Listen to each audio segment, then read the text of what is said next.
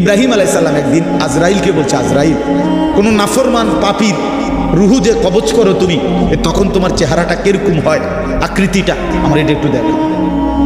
হযরত ইব্রাহিম আলাইহিস সালামকে আজরাইল বলছে, আল্লাহর কসম হে নবী, আপনি সহ্য করতে পারতেন না, আপনি এটা দেখতে চাইেন। ইব্রাহিম আলাইহিস সালাম বললেন, না, আমার একটু হলেও দেখাও।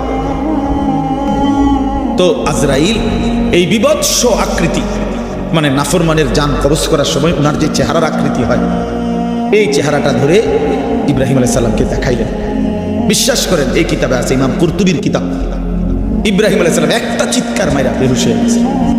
হুঁশ আসার পরে ইব্রাহিম আলাইহিস সালাম বললেন, আল্লাহর কসম, আয় আল্লাহ, মালিক আপনার কসম, কবরের আযাব, জাহান্নামের আযাব কোনো নাফরমানের জন্য কিছুই লাগবে না, শুধু আজরাইলের এই ভয়ানক দৃশ্য জান কবজের সময় একবার দেখলেই তার সারা জিন্দেগির নাফরমানির শাস্তির জন্য এটাই যথেষ্ট।